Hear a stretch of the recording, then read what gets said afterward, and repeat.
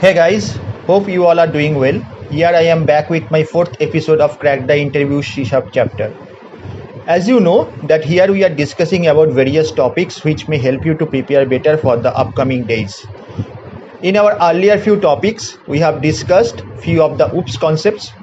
If you are visiting this site for the first time, requesting you to subscribe this channel and do visit other videos that I have posted earlier. Thanks for spending your time in my channel. Happy learning. Episode 4 is all about constructors.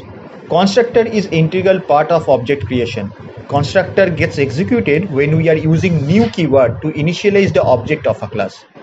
This is necessary for memory allocation for the class. Overall, there are 4 types of constructors you can find in C#. They are default constructor, parameterized constructor, copy constructor, and static constructor. I'll explain each of these through some example. Happy learning. The default constructor is a parameterless constructor which will be called by a class object. So whether you will call it explicitly or not, it will get invoked automatically whenever you are using new keyword with your class initialization process.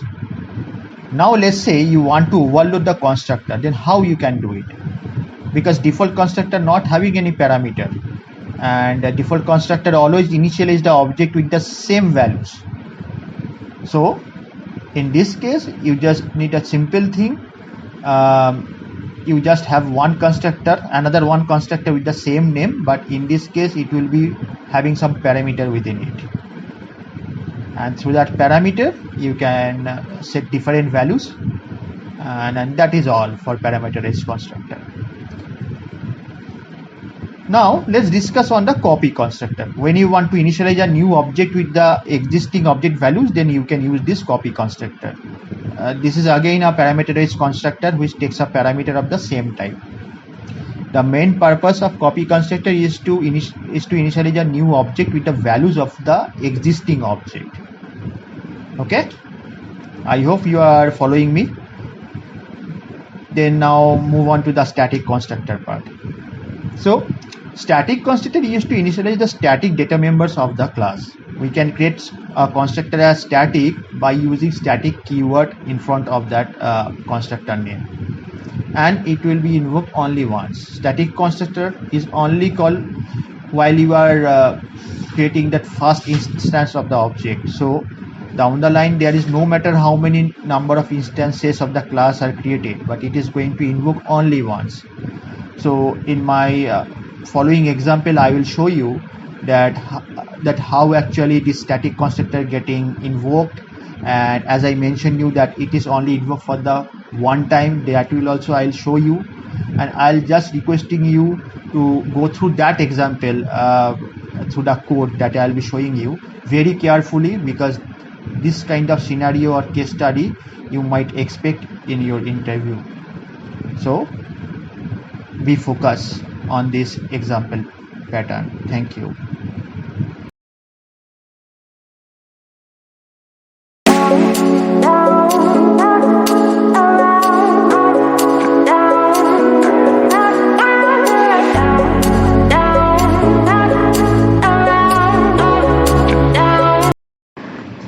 This is the case study of the static constructor, particularly whenever we are having kind of inheritance scenario, and in that case how sequencing will work for a static and non-static constructor, that I'll show you. So here you can see that we are having two classes, class A and class B, and both are having one default constructor and one static constructor, right? And the object I am creating here, 3 objects. First one is the directly from the class A, second one is the class B object but it is type of class A, and third one is the directly from the class B object. So when I'll run this program, you can see here that this is the output, and for the first one it is not complex, as I have told you that always the static constructor will get the preference, and that's why it's printing from the hello from static A followed by hello from non-static A. Second time, when I am just going to create that class B object of class A, In that case, in a normal scenario, what will happen in this kind of inheritance scenario? Always the base class constructor will get called and followed by derived class constructor, right?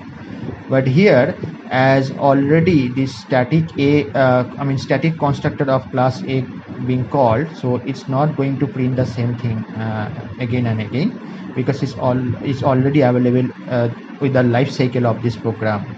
Okay, so that's why you are seeing here that it is going to invoke that static constructor from the B, right? Because as I mentioned, that the static constructor always gets preference over the non-static method, and then it's again going back to that base class non-static constructor. From there is printing hello from non-static A, and then followed by hello from non-static B.